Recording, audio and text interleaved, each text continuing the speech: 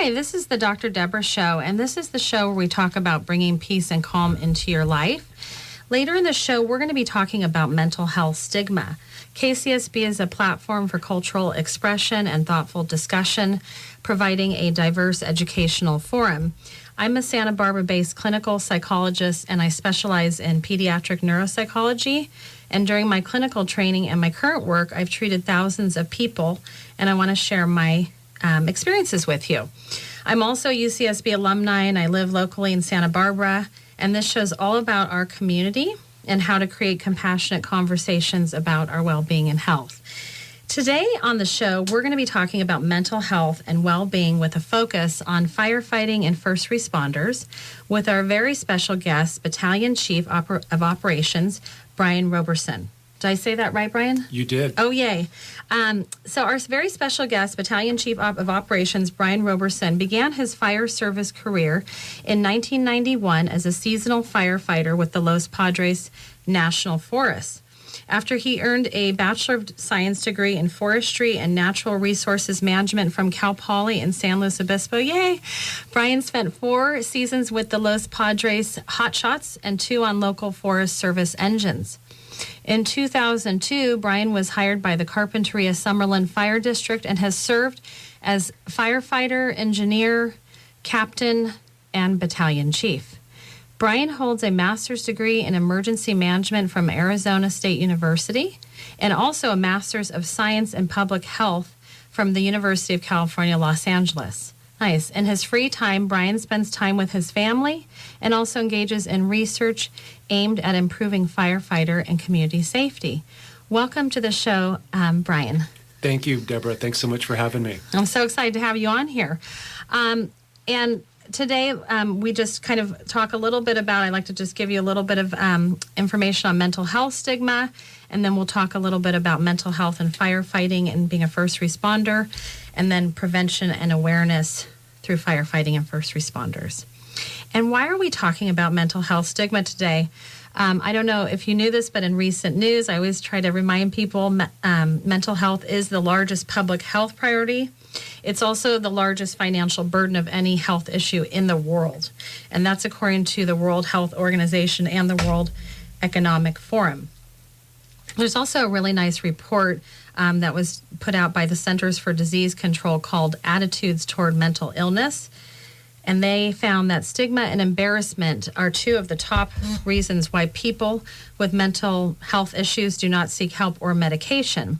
So, and also the other idea I just like to reinforce is that issues surrounding mental health affect people from all walks of life. So none of us are really immune to it. So it's really important, I just think, for us to all talk more about it. And I'm just going to describe briefly what I think mental health is. I think of it when we have like a physiological balance, meaning our heart, our brain, our nervous system, and our kind of thoughts feel peaceful and balanced, and that gives us a sense of inner health. I was wondering, Brian, how would you describe mental health? That's a great question. I think as a younger person, I didn't think much about mental health. I thought a lot more about physical health and exercise, and when you exercise, generally it feels good. But as I've gotten older, I've become more aware of how my brain and my mind and how my emotions feel. And so mental health to me is just a focus on, I think really anything other than just physical health, day to day, how's mood, how are our emotions. And it seems like as I get older and more self-aware, I'm a lot more sensitive to when I feel good in my brain and when I don't feel good in my brain. And so I think that would be the easiest way for me to put it into words. Nice. Well, I think also it may not be age related. You might just be getting better at being more conscious and more aware, because I think sometimes if we're not conscious or aware of something too, we can't be more sensitive to it. So it's a healthy thing in a way that you're doing that. Yeah. So certainly more self-aware, especially after I had a daughter. Children for me was really kind of an eye-opener. I try to think about how I can present the best side of myself to my children. Nice. So I'm a good dad, try to be a good dad.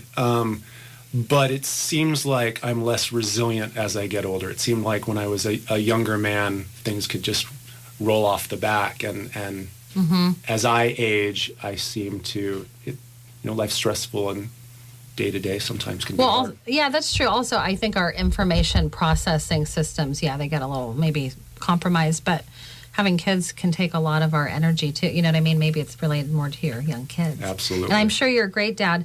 There's a very famous psychologist. He was a neurologist. His name's W.R. Bion, and he trained with Freud. And I like what he used to say about being a mother, but I think it applies to being a father as well, or a parent, is that you don't have to be perfect. You just have to be good enough. So Yes. I'm sure you're good enough.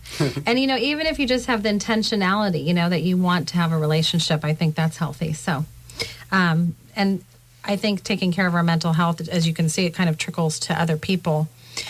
Firefighters are among a group of professionals who have such a unique life experience because, I know you encounter repeatedly through your profession what most people may never encounter in their whole lifetime.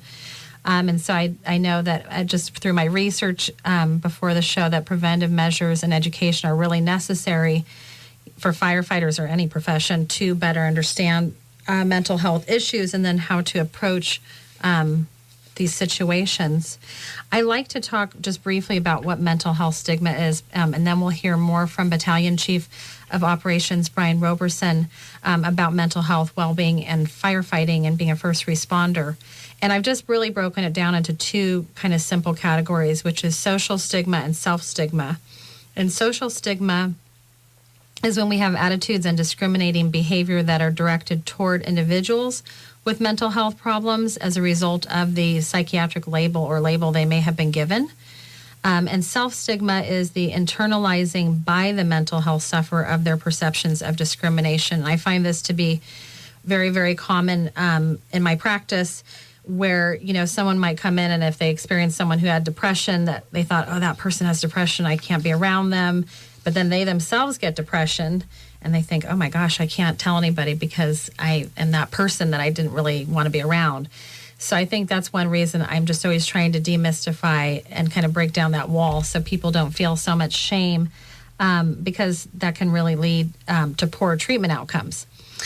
And also I was excited related to firefighting and first responders that there's this International Public Safety Association. It's called the IPSA. And they have this mental health committee where they're really emphasizing stigma. And this chair, Nicholas Greco, he said the stigma of asking for and actually seeking help stands out the most. All too often, officers do not have the support of their department. Sure, programs may be in place, but oftentimes these programs are frowned upon when an officer needs them. This attitude, this view, discourages officers from seeking help, and it's time that we change the mindset and the culture to truly support officers when they need it rather than ignoring issues. So I think there's definitely a big movement, right, toward mental health. I think in every career, but it sounds like, especially with firefighters and first responders, there's an effort that's being more concrete toward supporting each other. Absolutely, and it's about time. It took us a while to get here, but in the last year or two, I think there's been a local, state, and national awareness and understanding of how important mental health is on our first responders, and it's taking its toll in a lot of places. So stigma certainly a big component of that, because in the fire service, showing weakness or vulnerability in the firehouse is not the easiest thing to do. Traditionally, it's been equated to being weak, and that's kind of the last emotion or the last side of yourself you want to show in a group that can be very loving at times, but at the same time, kind of insensitive or callous. I think part of that insensitivity just is due to the traumatic nature of the job, and so you kind of put up your guard and put up your defenses and pretend things don't affect you. But I think in today's world, it's hard not to let some of these tragedies, whether it's mass shootings or traumatic, pediatric calls or things a lot of folks don't see day in, day out. Yeah, you definitely encounter so much. I was telling Greg. There's another interview we're going to be having with Brian's coworker, Greg Fish, we were talking about vulnerability. And I mean, I was always trained by my mentors that vulnerability is a sign of strength. So I guess I feel like, hopefully that'll get folded in there. But yeah, I mean, you do have an intense job. I mean, my dad is a physician. I noticed over my lifetime with him, it's like all the things he witnessed working in the emergency room and stuff, it makes you probably have to really kind of brace yourself and kind of plunge, through whatever circumstances. So I think it's especially important too, and you serve so many people too, just to give back to you. Yeah.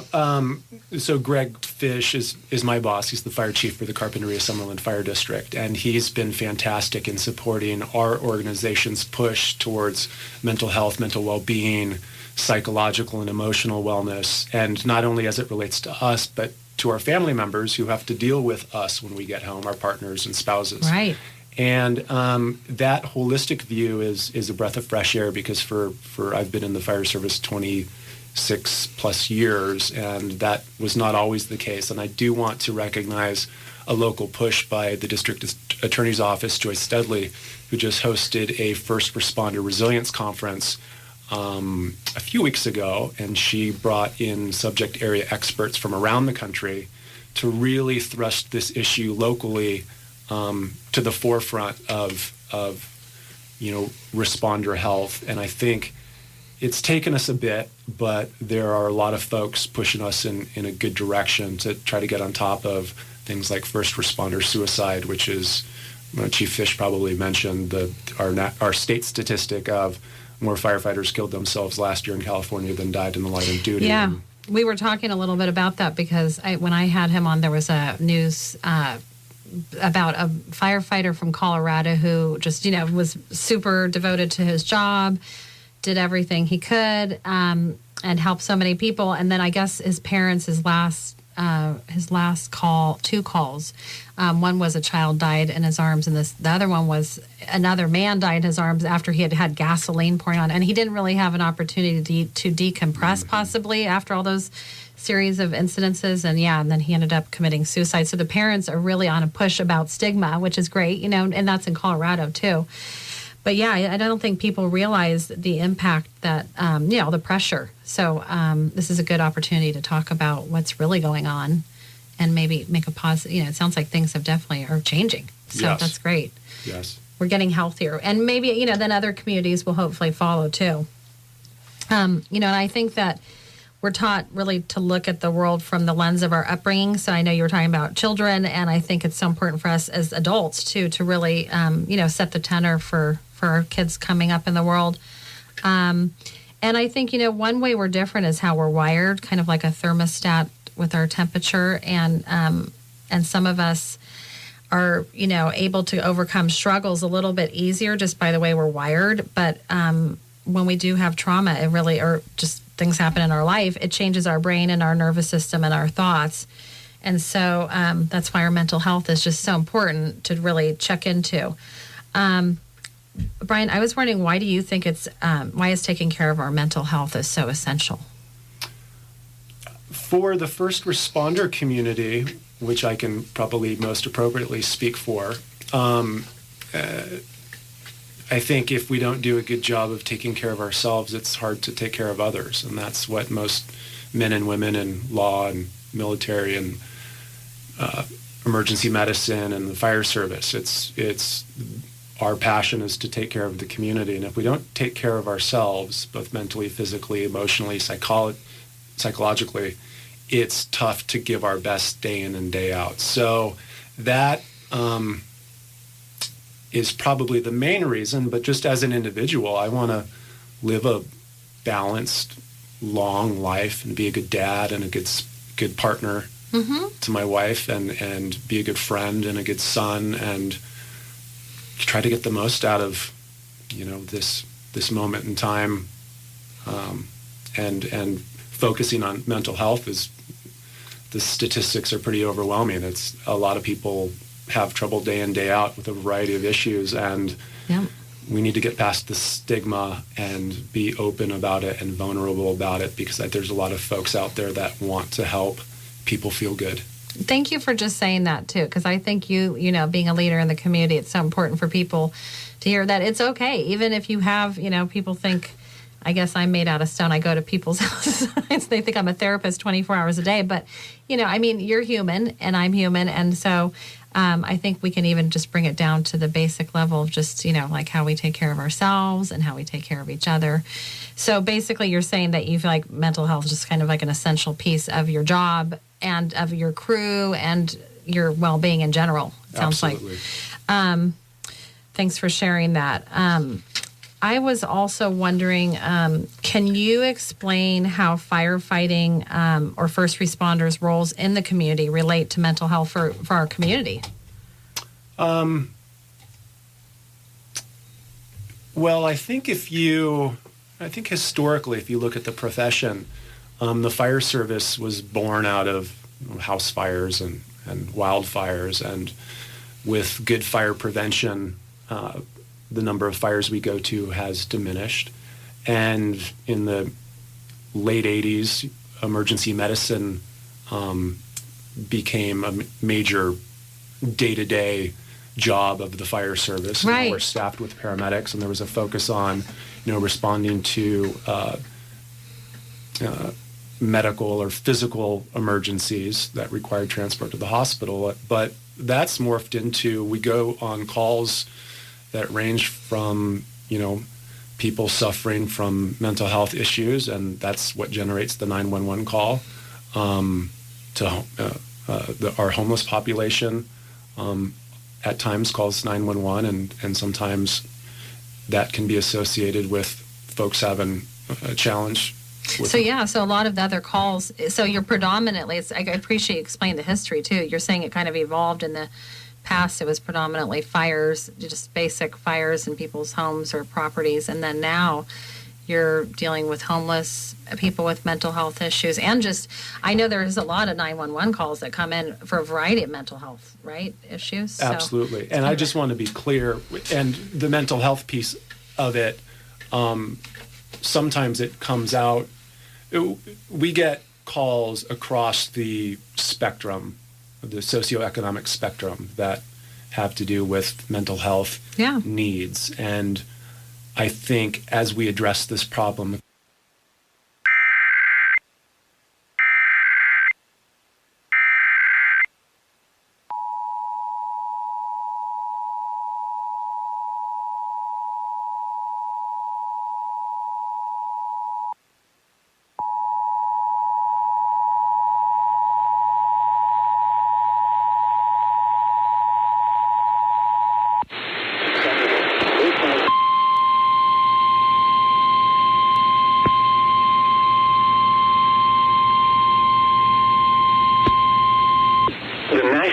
Service in Oxnard has issued a severe thunderstorm warning for north central Santa Barbara County in southwestern California until 4:45 p.m. Pacific Daylight Time. At 4:15 p.m. Pacific Daylight Time, a severe thunderstorm was located in the northern Santa Barbara County mountains near Cuyama. The storm was nearly stationary. Hazard: wind gusts 60 miles an hour or greater and quarter-size hail, heavy rain and flooding with potential flash flooding. Source: radar indicated. Impact: hail damage to vehicles is expected. Expect wind damage to roofs, siding, and trees, and flooding. Locations impacted include Cuyama and portions of Highway 166. For your protection, move to an interior room on the lowest floor of a building. Large hail and damaging winds and continuous cloud-to-ground lightning is occurring with this storm. Move indoors immediately. Lightning is one of nature's leading killers. Remember, if you can hear thunder, you are close enough to be struck by lightning.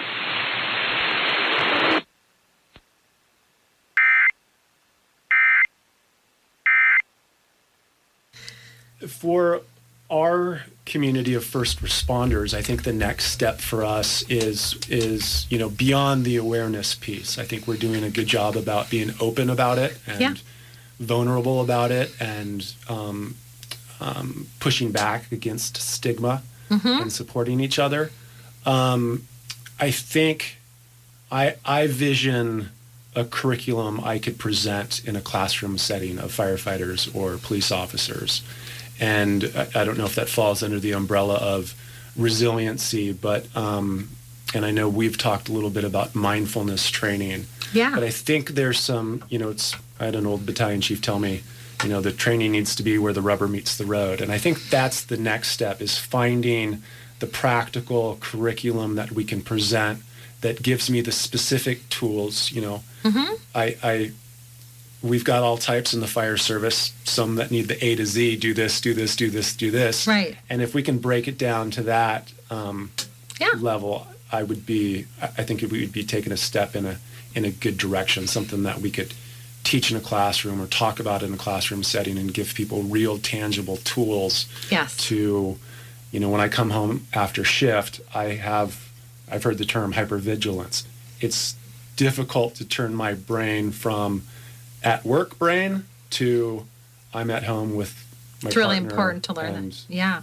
children, and how do I turn that off? I think it's really what I tell my patients, and even just myself, anything I tell people recommend is I practice myself. But I know when I, work a long day that's intense, especially certain days are really, really long for me, I make it a really big practice of how I decompress. And I find that people need like half an hour to be by themselves almost, just to let your brain kind of let go.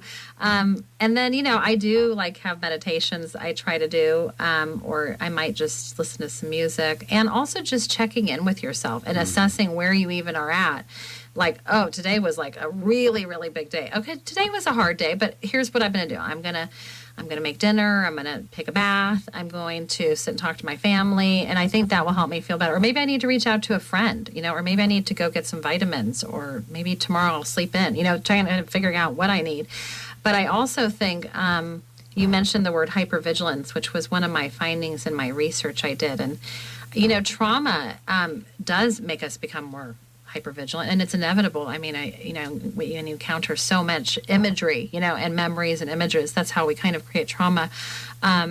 I think, though, hypervigilance can actually serve a purpose, right? So there's hypervigilance that can be skewed, and there's hypervigilance that can be actually really helpful. And I would guess in your job, your hypervigilance actually really helps you to be attuned and sensitive, because you mentioned that word. It's kind of analogous to sensitivity. Yes. But probably the part that's hard is maybe, it's amplified when you get home, like you start processing those images and those memories and trying to make sense of it, and then to like, oh, I'm home now, I'm at home in my sofa. It's kind of a hard transition, right, to go to. So I recommend just people like slowly, kind of like a gradient, just learning how to decompress like that. And also to amplify, when you have to go to work, I notice I get, kind of transition into that space. But mindfulness is really helpful too. I know I mentioned to Greg, maybe I could teach you my little mini mindfulness that I've taught in schools, because I think it's hard for us to sometimes sit for 20 minutes, but practicing breathing can be really healthy, and then just some positive words to ourselves, just some loving kindness for ourselves too, because you give so much. And I know that some activities, like even just if you're, listening and you're wondering what you can do, I think like sharing our own story, peer support groups, knowing our surroundings, our ways for all of us, and firefighters too, to help take control, I think, of their mental health. And I love that, the departments are receiving more education on handling mental health and establishing programming and creating kind of this peer support system. And, it does, like you said, it doesn't have to be complicated. It could be simple. I think simple is good, like more structured. But it's probably just broaching the subject, like kind of just getting to that place is the hard part for people. So that's why I had everybody sign that mental health.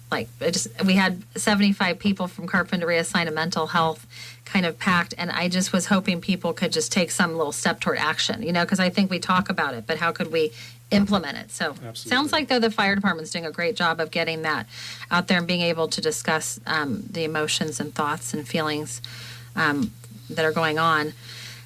Brian, how do you think that firefighting or first responders, just as a group, not necessarily in Santa Barbara, because I know you've been around other places too and probably interface with other communities.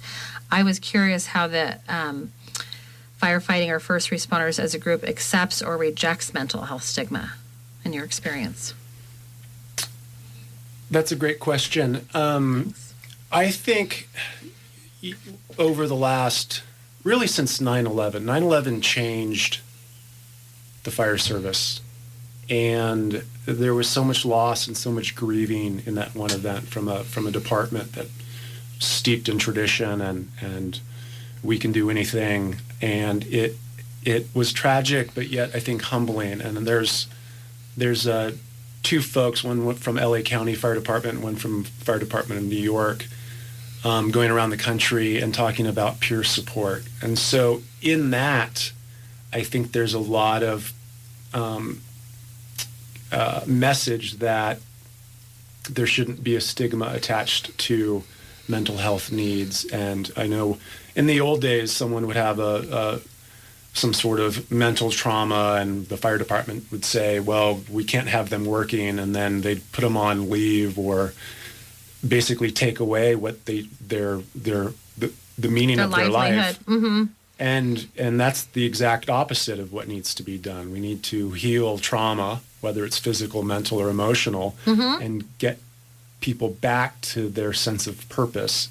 And so I think industry-wide, what you're seeing kind of spread across the nation like wildfire is this push towards peer support. There's a lot of stories, and I can relate to this, that people are afraid to go use their agency EAP programs. Right. Because of, the lack of confidentiality, and people are seeking resources outside of work to treat some of these problems. So this push towards peer support, and there's a fantastic program here locally for first responders, the At-Ease program, which was the brainchild of a local officer, and that provides some anonymous and confidential mental, emotional, psychological help for first responders. And we've had 9/11 and the 1/9 debris flow and some tragic fires and tragic events in Northern California, fires that are burning down entire communities and killing, dozens and dozens and dozens of people. So it's refreshing and encouraging. And what we're doing locally is we're starting, just in the last 3 or 4 months, a Santa Barbara County peer support network. So if there's a first responder that is in need of help, they've got somebody trusted that they can talk to, who can steer them in the right direction. And so I think we could take this concept of peer support and really, at the community level, we should be able to talk to those we care about and trust and get steered in the right direction and not feel bad or embarrassed or shy about what we're feeling and experiencing. Feel accepted. Well, I think of it as a sign of strength and courage, really, and bravery. I mean, I know firefighters are very brave and courageous already. I guess it would just deepen that for them to make them even more brave and courageous. And also, people really look up to firefighters. So you're a big role model, not to add more pressure, but I think, so you're saying this peer support group is really helpful for people. And then is that like they can call any time of the day or night just to reach Absolutely. out? So it's like a great ally. Well, and I think the other thing I like to do is, especially with our younger folks who haven't been exposed to, I think they're still living with the tradition of this very macho group and brave and strong, et cetera, Yep. these stereotypes. And I always get a kick of asking folks or telling them, hey, when I see my therapist, I say X, Y, and Z, and they kind of look at me with raised eyebrows like, did he just say he goes to a therapist? Yeah. And I think just kind of subliminally putting that out and interjecting it into the coffee table conversation, hopefully in some little way, is a first step in it's okay to see a counselor or a therapist or a psychologist or a psychiatrist and in fact, it's absolutely, we need to. Actually, I think everybody, I tell my patients it's like an investment in yourself. Really, it's like a sign, okay, I ultimately care for myself. I want to give myself the healthiest life I can. And, I think what's great about therapy is you can have someone who cares about you, but they're not like going home with you. Mm-hmm. So they have a different perspective. But I notice that's very common. Like people, it's kind of like a social stigma, is they're really afraid to tell. They're like, oh, this therapy is really helping me. Wow, this has like changed my life. But I don't know, how do I tell people? I'm like, well, you'll find the time. And when they do, and that like just the same kind of experience like you had, it's so rewarding because they're like, you know what, that other person, they actually thought maybe they should go see therapy, but they didn't want to say anything to anyone. So it kind of opens the door.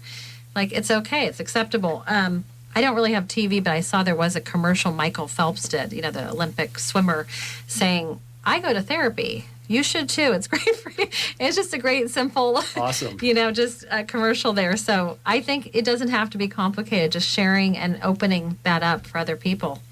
Absolutely. And it's funny, I started in Carpinteria in 2002, and the guys in my rookie class, I think back, 17 years ago, and I would have never talked about seeing a therapist or a counselor. You've evolved now. And that same group who's 17 years in the fires, we talk all the time like, hey, how'd your therapy appointment go? Yeah. And it's, I kind of look back and it provides me a little chuckle, and it's ironic how, taboo it would have been to talk about 15 years ago, but now it's I check in with a buddy who, him and his wife go to family therapy, or he checks in with his one-on-one, and it's a good, real conversation that I think helps. Totally. And also sometimes you can learn from each other. Like, I know I plug people, my friends, into therapy and stuff, and it's like, oh, what did you learn? And oh, I've heard that, but I haven't heard this. And sometimes there's good ideas that bubble up out of that too. Absolutely.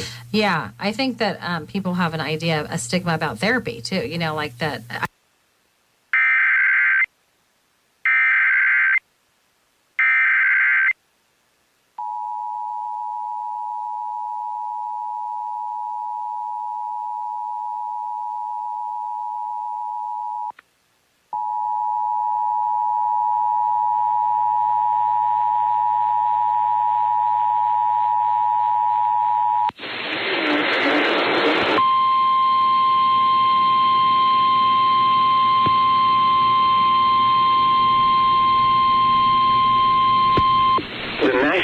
Service in Oxnard has issued a flash flood warning for north central Santa Barbara County in southwestern California, southeastern San Luis Obispo County in southwestern California until 7:30 p.m. Pacific Daylight Time.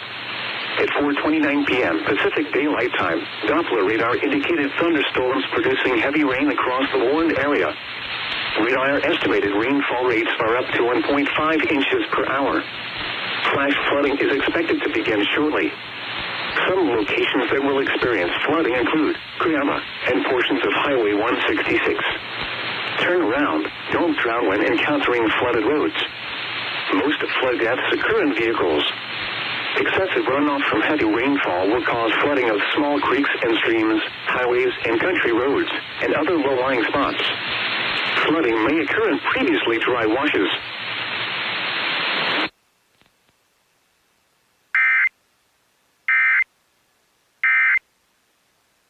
Things because there's some good news coming out because lawmakers in California are really trying to make it easier for firefighters, police officers, and others in the emergency services sector to get help because whether it's near-death experiences, fighting wildfires, or responding to fatal calls, sometimes involving children, first responders really go through trauma that sometimes they don't have the equipment to deal with. So I think after years and years of kind of accruing all these different traumas, now lawmakers are stepping in and saying, we really want to do something to help our first responders, more than just saying we appreciate you.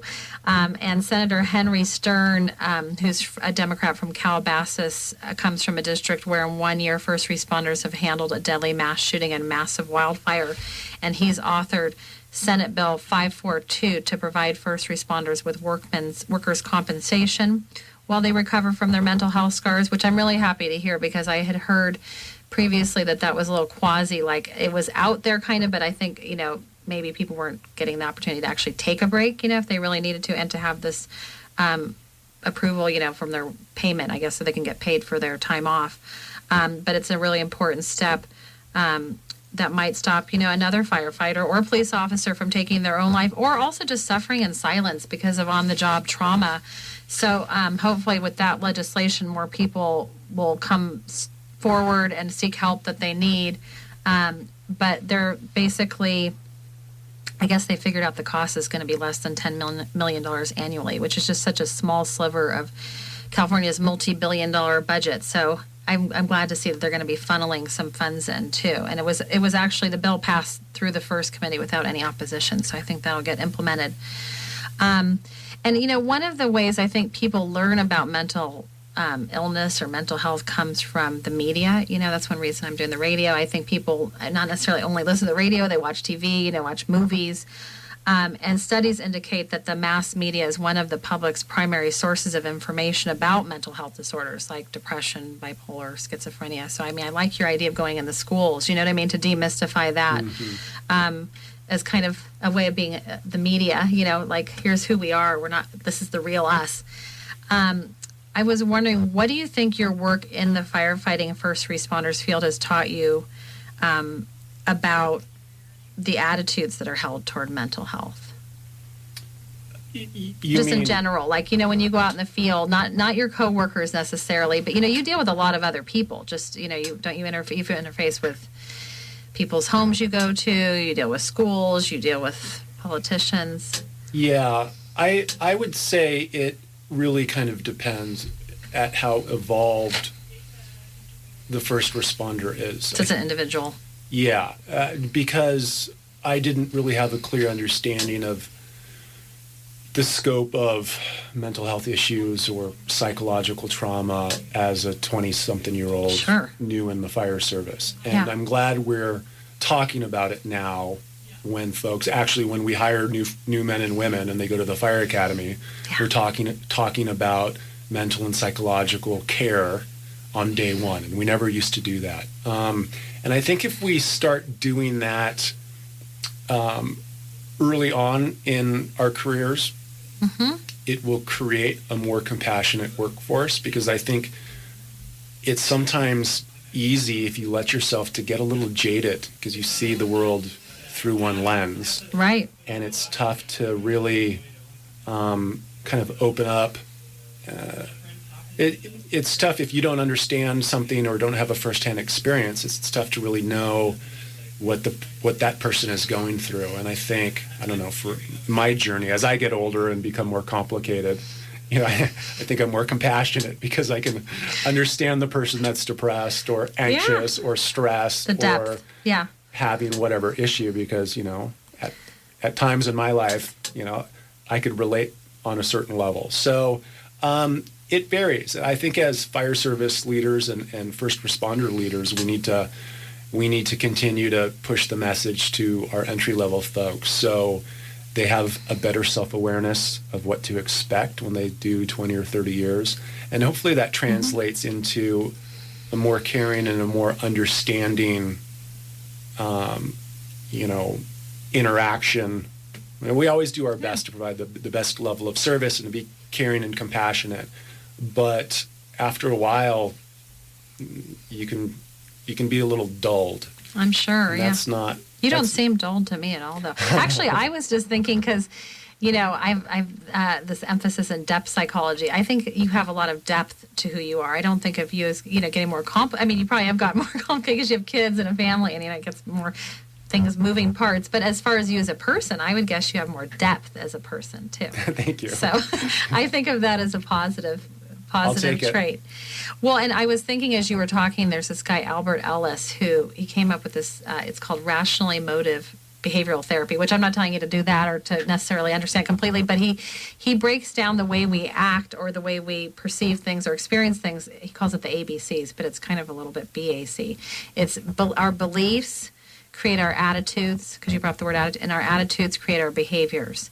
So I kind of think, I guess, if we shift our belief too, you know what I mean, that really impacts our attitude. What is our belief? Our belief is we want to be as healthy as we can be. So we're going to have this health, like you were bringing up all the different types of health.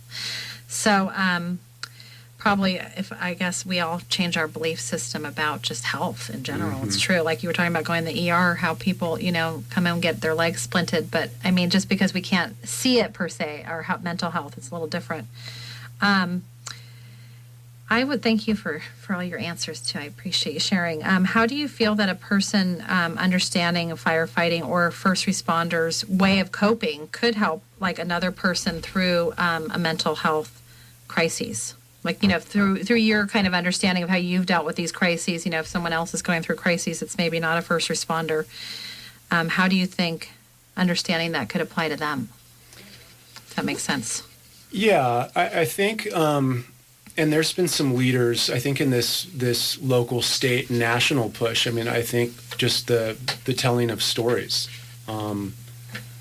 helps kind of relate and understand. And I think, we go and do fire engine demonstrations at schools and are involved in the community. And I think shows like this, where I can tell my experience or part of my experience, and someone may or may not relate to it, but if they relate to it and it helps steer them or helps them understand that, hey, I heard somebody on the radio 2 weeks ago that I kind of relate to, and they're different from me, but at the same time, have had similar experiences. So I think just in short storytelling and in sharing, totally, and learning from others and having empathy for others, we can move forward that way. That's a fabulous point. I mean, I think also our scientific research is predominantly quantitative, numerical. Yes. I did my research, it was qualitative. So It was a phenomenological study, studying the lived experience of a group of people. And then I made it quantitative. So I changed it into a numerical, so everybody liked to read all the numbers. Yes. But really the juice of it, the really meat of it, is really actually the beautiful stories that people tell, because that is so much more descriptive than a number, right? Like you're saying. So I think your sharing will help impact other people maybe to share and also relate, is what you're kind of saying. And I think even if one person can relate, it can be really powerful. Numbers are great, but context and texture provide a deep understanding. It's so true. Well, I think we've moved away from our senses. That's why mindfulness is so healthy, because if we can utilize our senses more, most of the time I think we use our vision and our touch especially, but we don't always use our sound or a smell, as just we don't balance all that out. That's another great way to decompress from work, is if you have some plants. You know what I mean? Because plants, I was always taught, flowers and plants, they kind of embody every one of our senses. So you can touch it, you can smell it, you can shake it, listen, or you can take a tangerine even and do that. Just it's also about just getting our mind into a different place. It was just a side tangent there, but just a little tidbit ways to help ourselves go through stressful times, right? Well, I heard at this first responder resiliency conference, there was a Navy psychiatrist.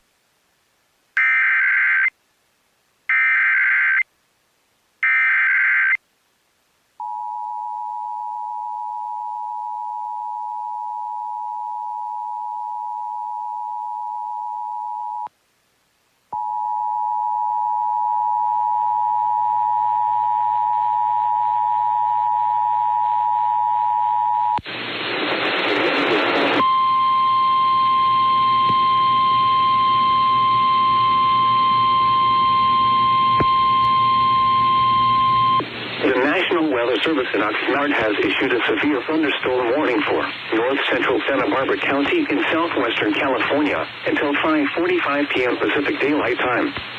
At 4:40 p.m. Pacific Daylight Time, a severe thunderstorm was located in the northern Santa Barbara County mountains near Cuyama. The storm was nearly stationary. Hazard, 60 miles an hour wind gusts and quarter-size hail. Heavy rain and flash flooding are also expected. Source, radar indicated. Impact, hail damage to vehicles is expected. Expect wind damage to roofs, siding, and trees. Locations impacted include Cuyama and portions of Highway 166. For your protection, move to an interior room on the lowest floor of a building. Large hail and damaging winds and continuous cloud-to-ground lightning is occurring with this storm. Remember, if you can hear thunder, you are close enough to be struck by lightning. Very heavy rainfall is occurring with this storm and may lead to flash flooding. Do not drive your vehicle through flooded roadways.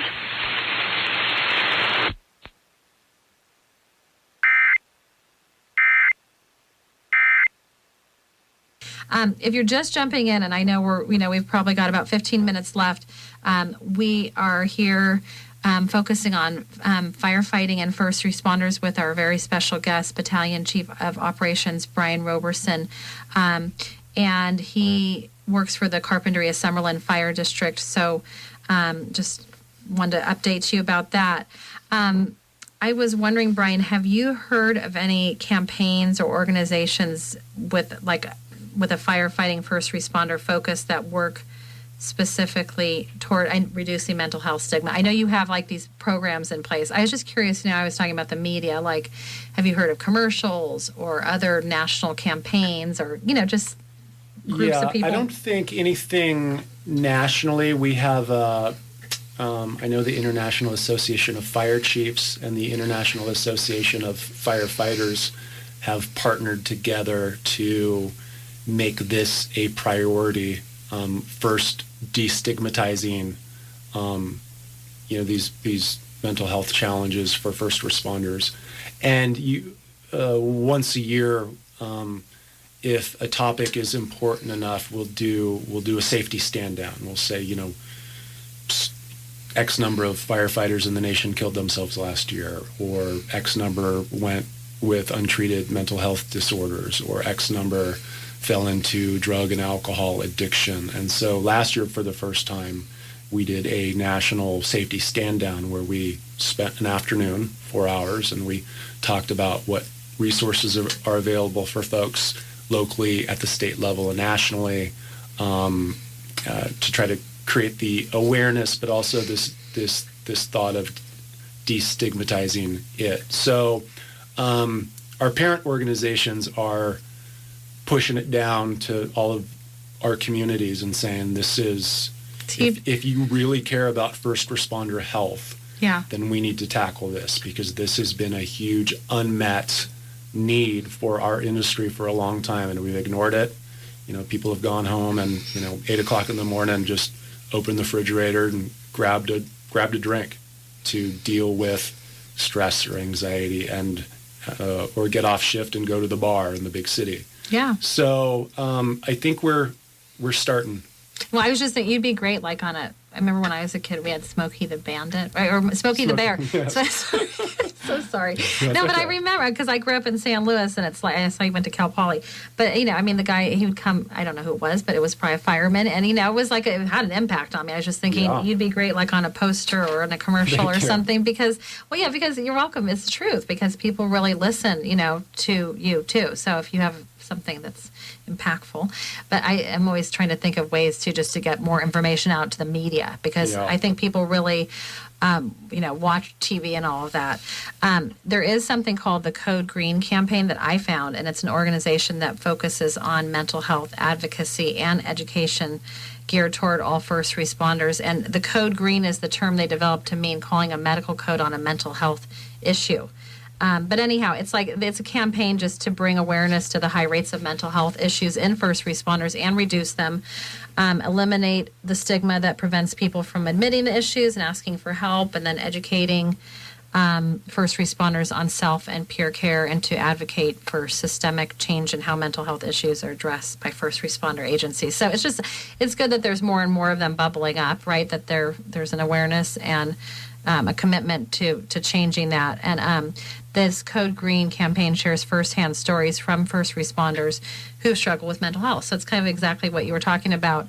But it's a very progressive, forward-thinking department like Santa Barbara has, where we're investing in our mental health programming and education as a means of prevention and treatment. So it's really great for Santa Barbara to be a good role model for other communities.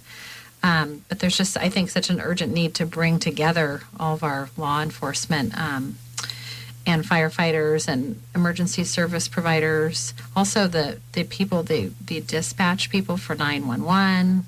There's just so many people that are impacted at their job, too. And our emergency department staff.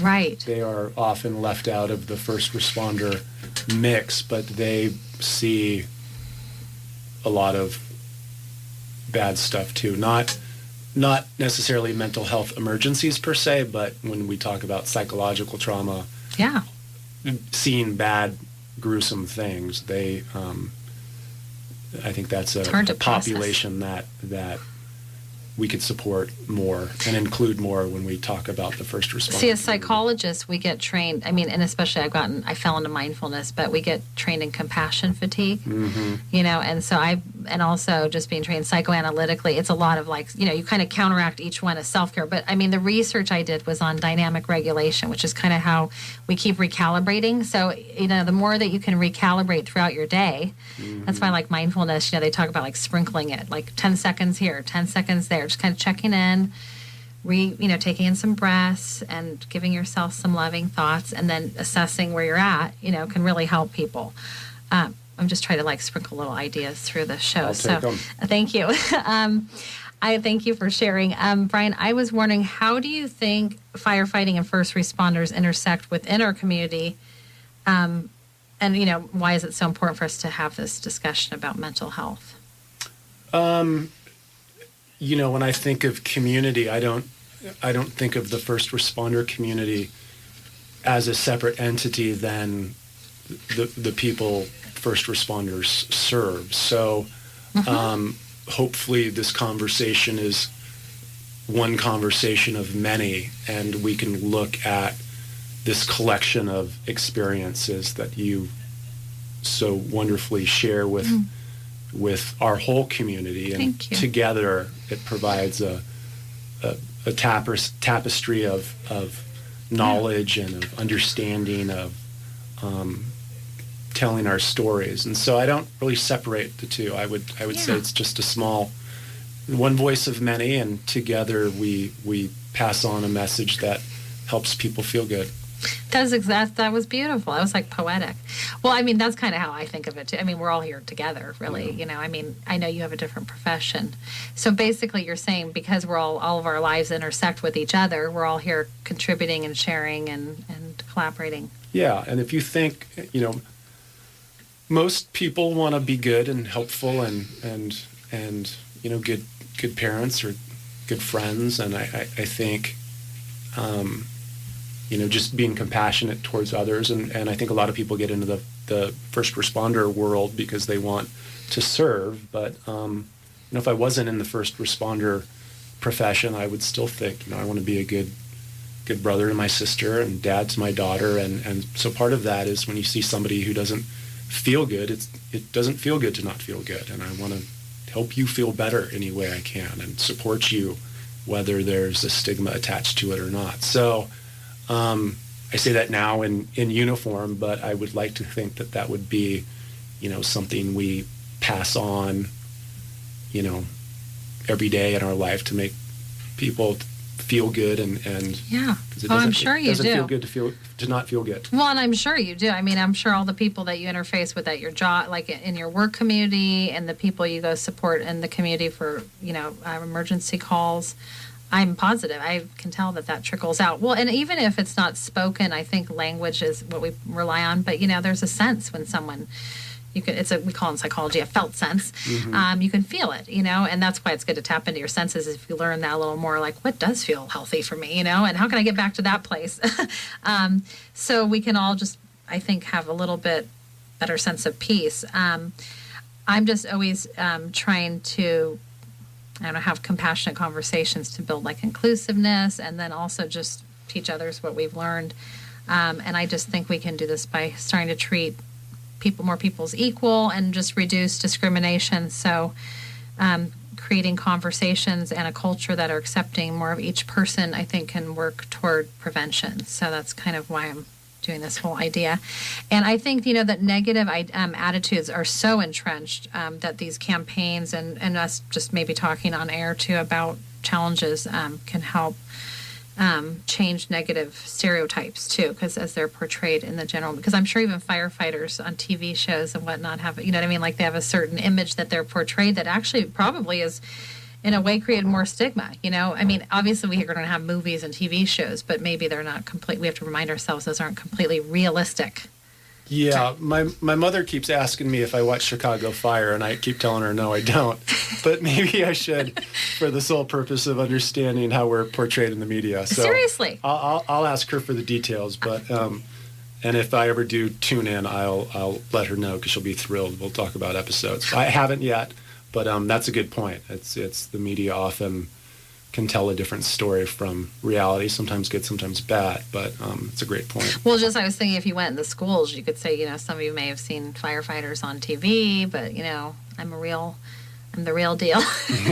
Well, no, I think people say it to me. They're like, oh, have you seen that TV show where people are doing therapy? I'm like, no, I'm living that already. So I don't, because they have something where it's like a fly on the wall kind of thing. But, there's a sensationalized idea about different careers that, Yes. The media portrays. And I think it's okay. I mean, we all need fantasy and escape and all of that. And I love, movies and Broadway and all of that.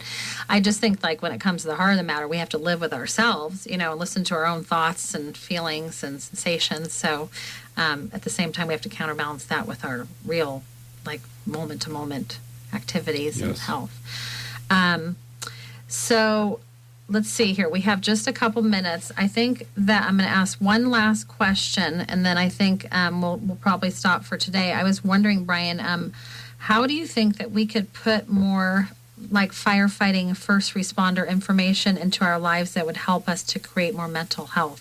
Meaning like your ideas that you shared about, how you live your life or the profession of firefighting is implementing mental health. How do you think that other people could put that into their lives? Do you have any suggestions about encapsulating all of that for them? That's a good question. You said quite a bit of those things, though, too. I was just thinking, if you... Yeah, I could briefly summarize. Yeah. I don't know what else I could add to that theme. In my mind, I keep going back to it's the conversation and being honest and open and vulnerable with your friends, your neighbors, the people you care about. Or any other words of wisdom that you just would like to share with us. You gave a lot of really good information, but if there's any other final words of wisdom that you might think about. Yeah, I know we're trying to do a better job as a profession to take care of our own. And from my experience, I recognize the push that's happening professionally, and I apply that to the other parts of my life. Am I being the best friend I can be day in, day out? Am I being the best partner to my wife? And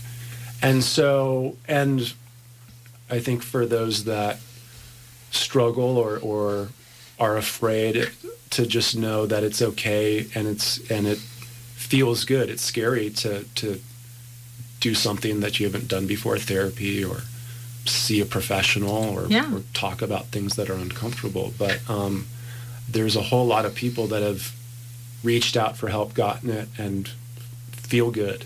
And so the hard work kind of pays off. Take the first step in doing that if you're thinking about it, or if you're reluctant to do it. I see it every day. I've experienced it myself. It's worth reaching out for the help that is out there to feel better.